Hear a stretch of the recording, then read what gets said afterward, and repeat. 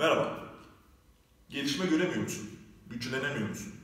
Suçu programına, beslenmene ya da yeterince supplement kullanmamana atmadan önce belki de egzersiz formunu kontrol etmelisin.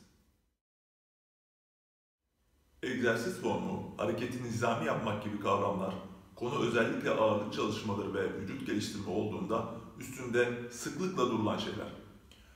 Burada özellikle vurgulanan konu, kötü formun sakatlığa davetiye çıkarabiliyor olması. Ve bir de tabii özellikle vücut geliştirme için hedeflenen kasın hakkıyla çalıştırılamayacak olması var. Yani kötü formla sakatlanabilir ve gelişmeni sekteye uğratabilirsin. Ama bundan daha da önemli bir tehlike var uzun vadede. Gelişim için, ki burada sadece kas gelişiminden bahsetmiyorum, güç ve dayanıklılık için de aynı durum geçerli. Sürekli artan bir aşırı yükleme, İngilizce adıyla progressive overload gerekli. Mesela vücut geliştirmede, kas gelişimi için bir egzersizde zamanla ya ağırlığı, ya set sayısını ya da set başına yaptığın tekrarı artırman gerekiyor.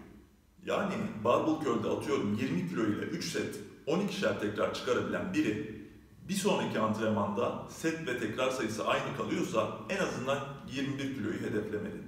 Ama nasıl? Doğru formla. Kötü form ile çalıştığında ne oluyor peki? Nizami bir şekilde 20 kiloyu çalışabilirken sen gaza gelip barın kenarına yarımşar kilo takmaktan da utandığından 5 kilo daha takıp şekilden şekile girerek hareketi tamamladığında oluşan tabloya bir bakalım. 20 kilo ile çalışırken biceps kasına uyguladığın yükleme 20 birim diyelim. Eğer nizami formda 21 kilo ile çalışsaydın da atıyorum 21 birimlik bir yükleme olacaktı. Ama sen 25 kilo kaldırdın. Yarım yamalak. Peki bu durumda kasların 25 birimlik bir yüklemeye maruz kaldı mı? Tabii ki hayır. Hatta hareketin formundan çaldığın için kolların 20 birimlik bile bir iş yapmadı. Hadi diyelim 19 birim. Unutma, kasların kaç kilo kaldırdığını bilmez. Ne kadar iş yaptığına bakar. Bir sonraki antrenmanda dedin ki ben 25'i kaldırırsam 30'u da kaldırırım. Ve 5 kilo daha yükledim. Bu sefer daha da kötü bir formla bir şekilde setlerini tamamladın. Çünkü sen daha 21 birimlik yüklemeye bile kaslarını adapte edememiştin.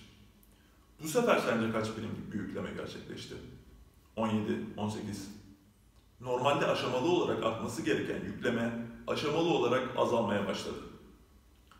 Sadece güçlenememek, kas kütleni arttıramamakla kalmadın. Mevcudu da kaybetmeye başladın. İşte bu bir alışkanlığa dönüştüğünde de neden gelişemiyorum diye sorgulayan insanlar ortaya çıkıyor. Bundan sonra da çözüm olarak supplementlere para yığmak ve hatta steroidsiz olmayacak galiba gibi düşüncelerle tamamen yanlış yollara girmek de var. Kısacası derdin güçlenmek, kas kütleni arttırmak ise ağırlık çalışmalarında asla aceleci olma. Egona yenik düşme. Her zaman doğru formla çalıştığından emin ol. Yavaş ve istikrarlı gelişme, hiç gelişememek ve hatta geriye gitmekten daha iyidir. Sağlıklı antrenmanlar. Tekrar görüşmek üzere.